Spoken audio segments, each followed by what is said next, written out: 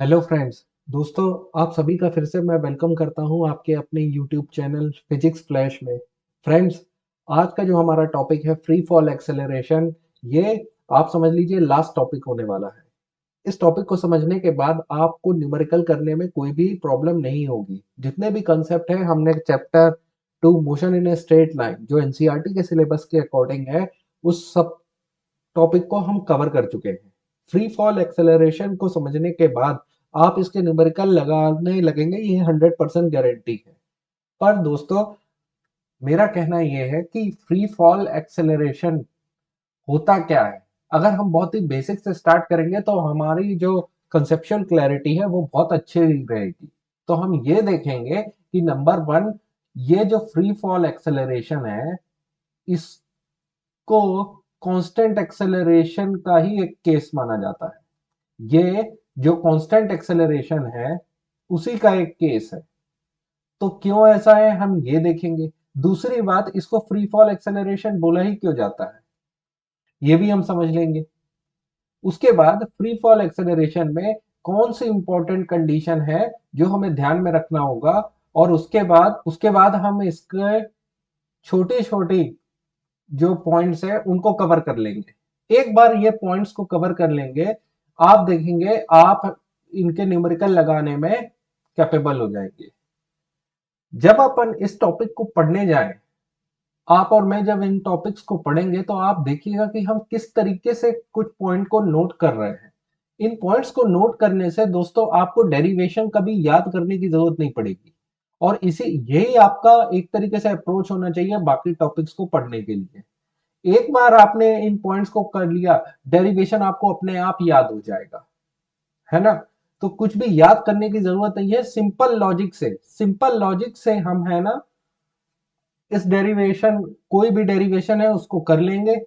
एक या दो पॉइंट जो कि आप स्टेटमेंट से ही निकलते हैं, ये जो सारे पॉइंट है आपके स्टेटमेंट या डेफिनेशन में ही देते हैं, उसी का यूज दोस्तों फ्री फॉल एक्सेलरेशन को समझने के लिए सबसे जरूरी पॉइंट है कि आप एयर रेजिस्टेंस को नेग्लेक्ट कर देंगे। ठीक है। अब फ्री फॉल एक्सेलरेशन में होता क्या है, तो आप अगर किसी बॉल को ऊपर की ओर थ्रो करेंगे, अपवर्ड डायरेक्शन में थ्रो करेंगे, और वही बॉल एक पॉइंट के बाद नीचे की ओर आ जाएगी, डाउनवर्ड मूवमेंट होगा। तो इन मूवमेंट्स को इस मूवमेंट्स को हम कहते हैं फ्री फॉल एक्सेलरेशन। मगर एक बात मैंने आपको बोला था कि आप जब एयर रेजिस्टेंस को नेग्लेक्ट कर रहे हैं तो क्यों नेग्लेक्ट करते हैं। उसका कारण यह है कि अगर आपकी एयर लेफ्ट या राइट किसी भी साइड से चल रही है तो ऊपर जाती हुई बॉल पे ये कोई ना कोई फोर्स लगाएगी। अगर एयर क्या करेगा, आपके बॉल पे कोई ना कोई फोर्स लगाएगा। जब बॉल पे फोर्स लगाएगा तो वो बॉल को मूव करने की कोशिश करेगा किसी डायरेक्शन में, उस डायरेक्शन में जिस डायरेक्शन में विंड है। तो आपकी वेलोसिटी क्या हो जाएगी दोस्तों, आपकी वेलोसिटी चेंज होने लगेगी। अगर आपकी वेलोसिटी चेंज होने लगेगी तो सीधी सी बात है, आपका जो एक्सेलरेशन है ना, वो भी बढ़ेगा या घटेगा, कुछ भी हो सकता है। अभी तो हम इतना जान रहे हैं वेलोसिटी चेंज हो रही तो एक्सेलरेशन भी होगा, पर वो एक्सेलरेशन कांस्टेंट एक्सेलरेशन नहीं होगा। और अभी तक जो हमने जितने भी काइनेमेटिक इक्वेशन डेवलप किए हैं, वो काइनेमेटिक इक्वेशन हमने कांस्टेंट एक्सेलरेशन के लिए की है। तो आपको ये बात याद रखना जरूरी है कि कांस्टेंट एक्सेलरेशन हम पढ़ने वाले हैं, इसके लिए जरूरी है कि हम एयर रेजिस्टेंस को नेग्लेक्ट करेंगे। ठीक है। ये तो मैंने एग्जांपल दे दिया अपवर्ड मोशन में। अगर देखेंगे आप डाउनवर्ड मोशन में जा रहे हैं, तो डाउनवर्ड मोशन में आते वक्त आप बॉल पे ऊपर की ओर भी एयर के कारण फोर्स लग सकता है, ऊपर की ओर भी फोर्स लग सकता है, राइट लेफ्ट से भी लग सकता है, और राइट से भी फोर्स लग सकता है। तो भी इसकी वेलोसिटी क्या हो जाएगी, चेंज हो जाएगी। जब इसकी वेलोसिटी चेंज होने लगेगी तो सेम बात है, इसका एक्सेलरेशन बढ़ेगा या घटने लगेगा, इसमें एक्सेलरेशन डेवलप होगा। और वो एक्सेलरेशन, है ना, वो एक्सेलरेशन कांस्टेंट नहीं होगा। ठीक है। जब मैं फ्री फॉल एक्सेलरेशन की बात कर रहा हूं तो मैं आपको बताऊंगा कांस्टेंट एक्सेलरेशन यहां पे कौन सा है। अभी ये जो एक्सेलरेशन है, ये वेलोसिटी की डायरेक्शन चेंज हो जाने के कारण कांस्टेंट नहीं है। आप देखिए बॉल जब ऊपर की ओर जाती है तो इसकी वेलोसिटी डिक्रीज होगी, क्योंकि एक पॉइंट के बाद ये वापस आती है। जब ये बॉल वापस आ रही है, इसका मतलब है किसी एक हाइट पे जाकर के इसकी वेलोसिटी कितनी हो जा रही है, 0। शुरू में तो इसकी वेलोसिटी, जब आप इसको थ्रो करते हैं तो इसकी वेलोसिटी ज्यादा रही, पर ऊपर जाते जाते इसकी वेलोसिटी कम होती जाती है। तो एक ये वेलोसिटी तो डिक्रीज हो ही रही है अपवर्ड मोशन में जब हम जा रहे हैं, उसके साथ साथ ये भी हो रहा है, ये वेलोसिटी का मैग्नीट्यूड मैं कह दूं ताकि आप कंफ्यूज ना है, वेलोसिटी का मैग्नीट्यूड तो डिक्रीज हो ही रहा है। साथ में अगर विंड है तो डायरेक्शन भी चेंज हो रहा है, एयर है या विंड है तो डायरेक्शन भी चेंज होता जा रहा है। तो एक्सेलरेशन आपका कांस्टेंट नहीं रहेगा, इसलिए हम एयर रेजिस्टेंस को नेग्लेक्ट करते हैं। तो हमारा पहला पॉइंट है वो क्लियर हो गया कि एयर रेजिस्टेंस को हम नेग्लेक्ट करेंगे। अगर आपको ये चीज समझ नहीं भी आई हो तो भी कोई दिक्कत की बात नहीं है, आप बस इतना जान लीजिए कि हम एयर रेजिस्टेंस को नेग्लिजिबल मानते हैं। ये इंपॉर्टेंट पॉइंट है कि एयर रेजिस्टेंस नहीं होगा, ये आपको याद रखना है। ठीक है, एयर रेजिस्टेंस नहीं होगा तो और फोर्सेस काम नहीं करेंगे। अब आते हैं दोस्तों अपने सेकंड पॉइंट पे। दूसरा पॉइंट ये कह रहा है फ्री फॉल एक्सेलरेशन में कि object accelerate downward at certain constant rate. अगर हमारी जो बॉल है ये ऊपर से नीचे की ओर अर्थ की ओर आ रही है, अगर बॉल एक सर्टेन हाइट से अर्थ के पास में आ रही है, तो मैं ये देखता हूं कि ये जिस रेट से एक्सेलरेट होगी, एक्सेलरेशन जो इसका होगा इस बॉल का, वो कांस्टेंट होगा, वो कांस्टेंट होगा। ठीक है, और उसी कांस्टेंट को हम कहते हैं जी, स्मॉल जी। इसी को कहते हैं एक्सेलरेशन ड्यू टू ग्रेविटी। ध्यान दीजिएगा, मैं ये स्टेटमेंट आपको समझा रहा हूं, आपको बस ये 4 पॉइंट लिखना है और उन 4 पॉइंट्स को समझते भी जाना है। यहां कि ऑब्जेक्ट ऑब्जेक्ट हमारी क्या हो गई, बॉल हमारा ऑब्जेक्ट हो गया, एक्सेलरेट डाउनवर्ड, नीचे की ओर एक्सेलरेशन हो रहा है at a certain constant rate. वो रेट क्या है, वो रेट है जी, है ना। अब आते हैं दोस्तों अपन थर्ड पॉइंट पे। Free fall acceleration is independent of object characteristic. तो इसका मतलब क्या है दोस्तों, सिर्फ इन पॉइंट्स को समझना है, आप इजीली है ना फ्री फॉल एक्सेलरेशन को समझ जाएंगे। ये पॉइंट क्या इंपॉर्टेंट है, हाँ इनको जानना इंपॉर्टेंट है। अगर आप ये जानते हैं तो आप देखेंगे आगे से आपको किसी भी क्वेश्चन में प्रॉब्लम नहीं आएगी। फॉर एग्जाम्पल आपको न्यूमेरिकल क्वेश्चन में आ गया कि एयर रेजिस्टेंस को नेग्लेक्ट नहीं किया गया। अगर एयर रेजिस्टेंस नेग्लेक्ट नहीं है तो वो तो फ्री फॉल का केस ही नहीं बनेगा, फिर उसमें आप सेम इक्वेशन अप्लाई नहीं कर पाएंगे जो हमने काइनेमेटिक्स इक्वेशन पढ़ी है। ठीक है दोस्तों, तो दोस्तों अब ये वाला हम स्टेटमेंट देख लेते हैं कि इसका मतलब क्या है। तो एक हम यहां पे एक इमेज को देखते हैं, आप ये इमेज को ध्यान से देखिए। इसमें क्या है, दो ऑब्जेक्ट हैं, एक तो आपका एप्पल हो गया, ये एप्पल इस रूफ से हमने नीचे की ओर गिराया और यहां पे आपको फेदर मिल गया। अब एक हाईली एफिशिएंट कैमरा से जब ये बॉल और फेदर सेम पॉइंट से, सेम जगह से, सेम प्लेस से, इन प्लेस से नीचे की ओर गिराए गए तो इसकी इमेज ली गई। हर पॉइंट पे आप देखिए, इस पॉइंट पे, इस पॉइंट पे, ये पॉइंट, ये पॉइंट, ये पॉइंट, हर पॉइंट पे ऑब्जेक्ट की फोटो को कैप्चर कर लिया कैमरा ने। इस फोटो को तो खैर स्ट्रोबोस्कोपिक फोटो कहते हैं, कि जिसमें आपको हर पॉइंट पे गिरते समय आपको फोटो मिल जाती है ऑब्जेक्ट की, स्ट्रोबोस्कोपिक फोटो कहते हैं इसे। इसका नाम जानना जरूरी नहीं है, मैं सिर्फ नॉलेज के लिए बता रहा हूं। तो जो स्ट्रोबोस्कोपिक फोटो हमने निकाली तो देखा हर पॉइंट पे फेदर और एप्पल को ऊपर से तो एक ही टाइम पे गिराया गया, फेदर और एप्पल को ऊपर से एक ही टाइम पे गिराया गया। जब इनको एक टाइम पे गिराया गया, ये भी मान लीजिए T1 टाइम पे गिरा है, और ये भी T1 टाइम पे गिरा है। फिर T2 टाइम पे आप देखेंगे दोनों की पोजीशन सेम है। T3 पॉइंट टाइम पे भी दोनों की पोजीशन सेम है। मतलब ये दोनों, आप देखेंगे इस एक्सपेरिमेंट से आपको पता चल गया कि दोनों पे एक ही रेट से दोनों नीचे जा रहे हैं, इनकी स्पीड सेम है। तो आप समझिए अगर ये एक्सेलरेट भी कर रहे हैं तो सेम वैल्यू से एक्सेलरेट कर रहे हैं, सेम रेट से एक्सेलरेट कर रहे हैं। इसलिए आप देखिए आपको ये आंसर मिल गया कि वो कांस्टेंट रेट जी ही है। यही है वो एक्सपेरिमेंट जिससे पता चल जाता है कि एक्सेलरेशन कांस्टेंट रेट से नीचे जा रहा है। तो अब ये जी कोई भी ऑब्जेक्ट हो उस पर एक जैसा काम करेगा। Work same on all object, same on all object. तो आप देखेंगे दोनों का मास, आप देखेंगे लिखा हुआ है acceleration is independent of object characteristic. Acceleration is independent.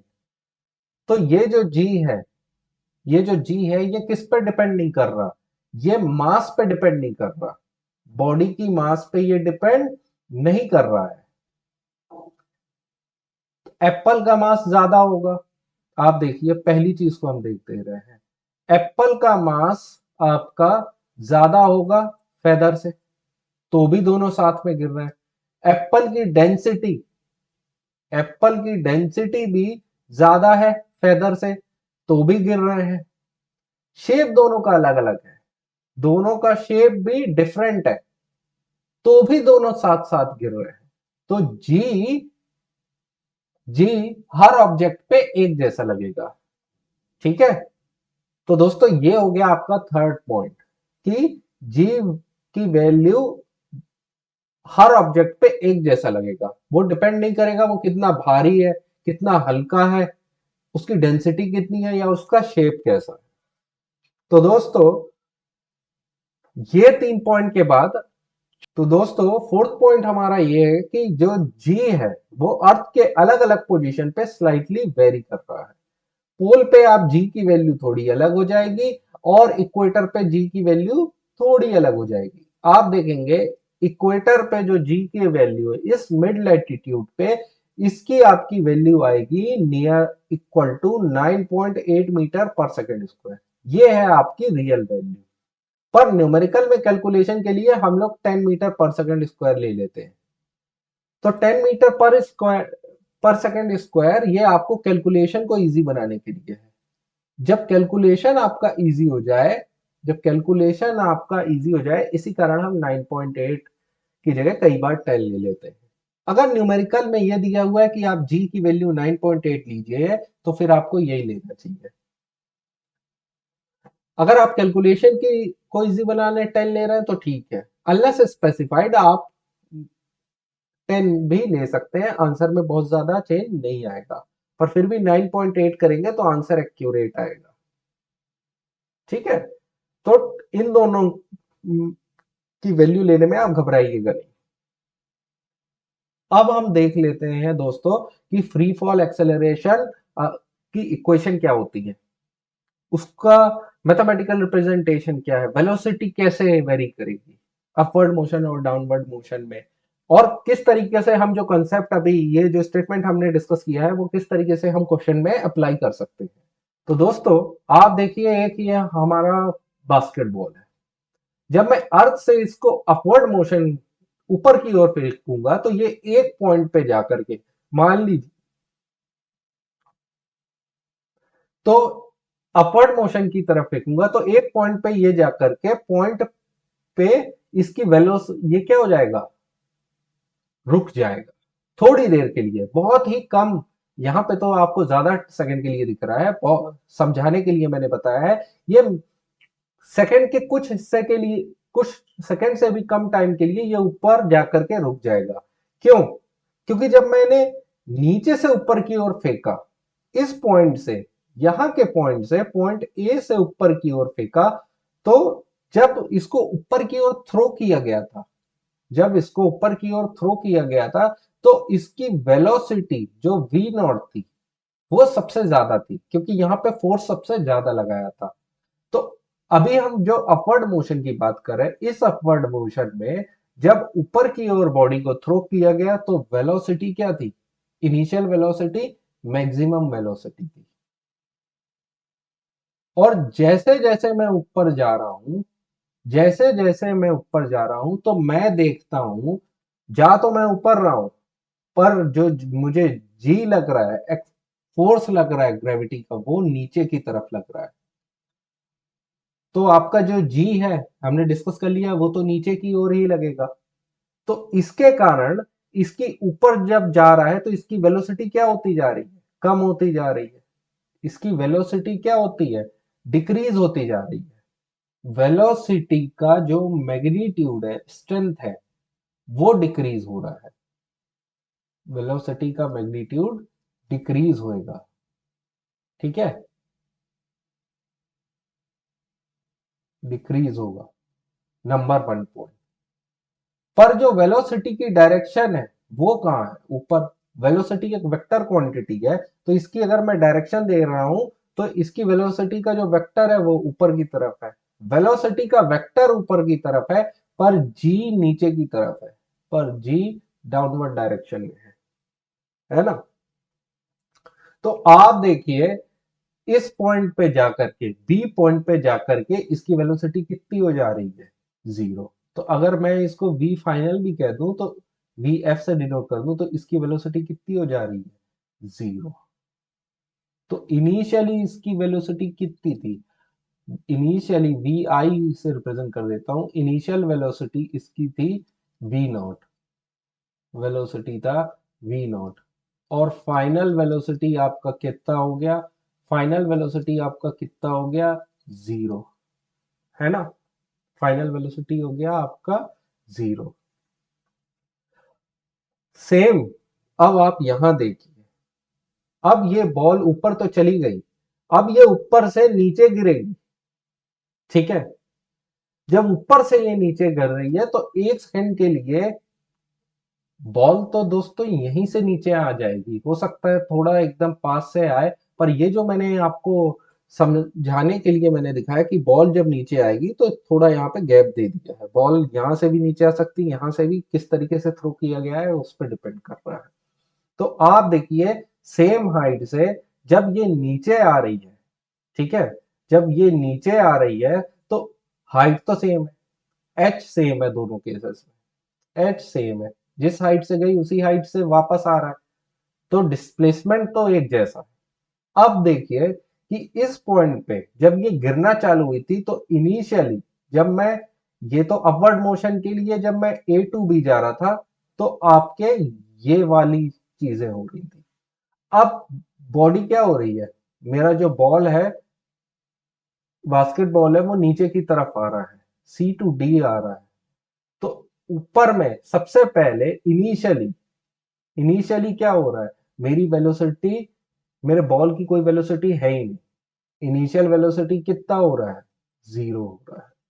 पर जैसे जैसे ये नीचे आता जा रहा है, मैं देख रहा हूं इसकी वेलोसिटी क्या हो रही है? मैग्नीट्यूड, वेलोसिटी का जो मैग्नीट्यूड है, वो मैग्नीट्यूड को इससे रिप्रेजेंट करते हैं, इंक्रीज होता जा रहा है ना? दोस्तों अगर आपने वेक्टर पढ़ा है तो आपको पता होगा, इसे कहते हैं, ये सिंबल को कहते हैं मैग्नीट्यूड ऑफ।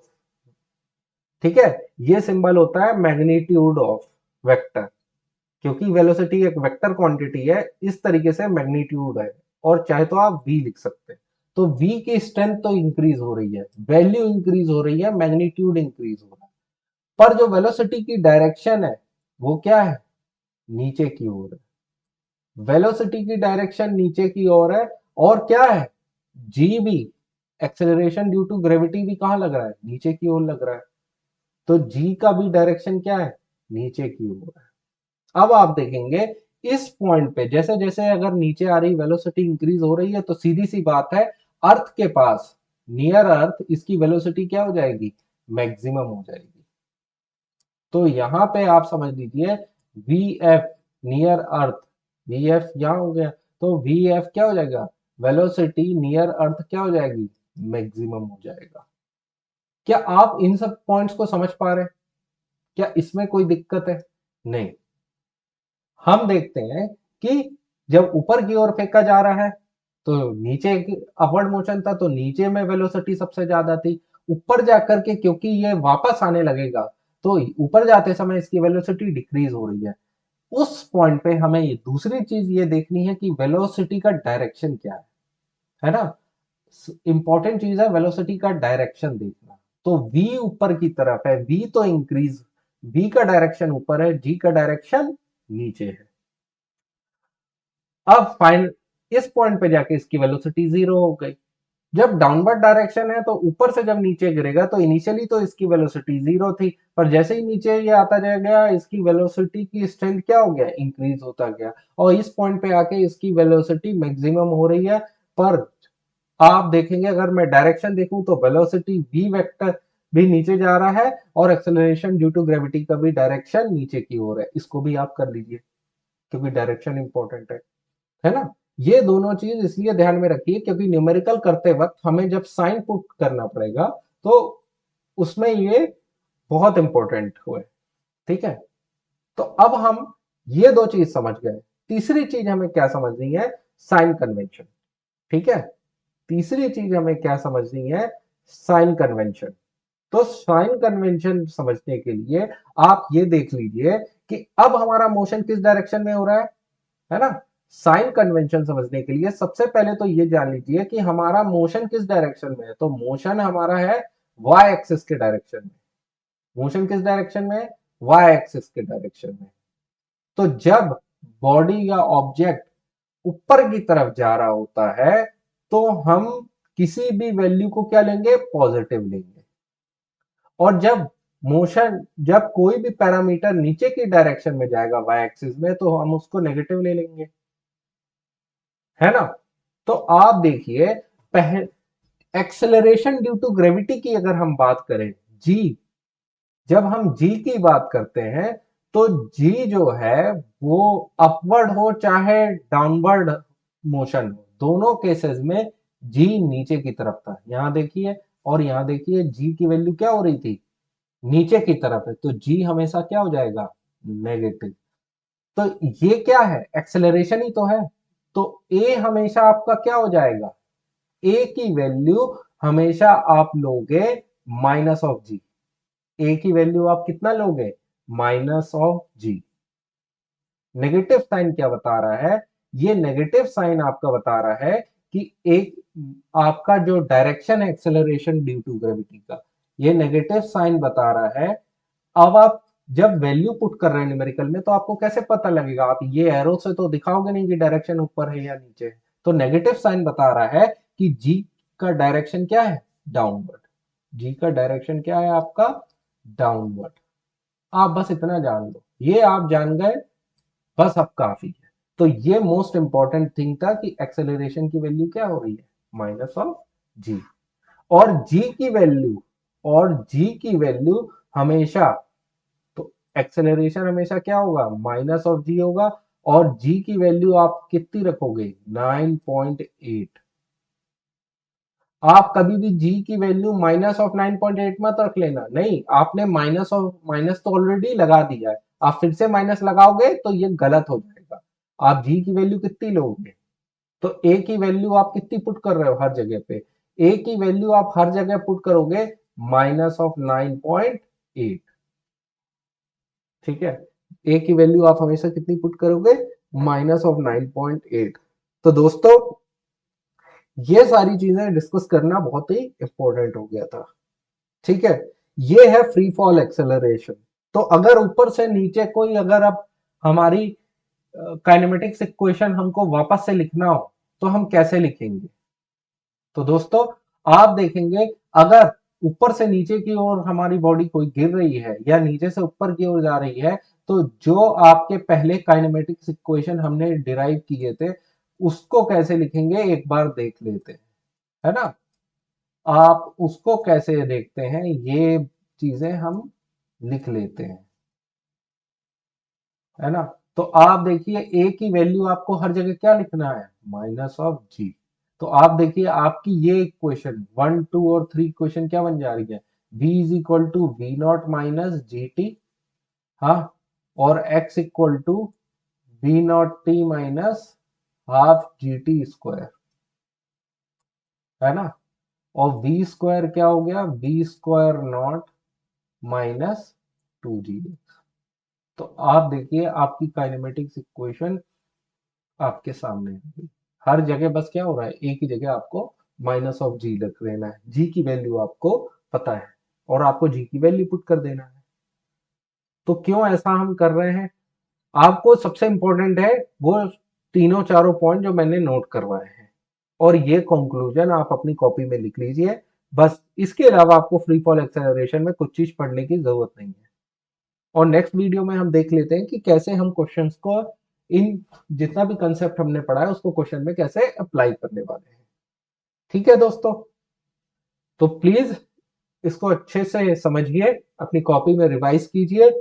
अगर आपको अच्छा लगा है तो चैनल को सब्सक्राइब कीजिए, लाइक कीजिए, कमेंट कीजिए। इनके क्वेश्चन फ्री फॉल एक्सेलरेशन का नेक्स्ट वीडियो में मैं क्वेश्चन सॉल्व करके बताऊंगा और देखेंगे कि आपको कितना आसान लगेगा। तो गुड बाय और जय हिंद।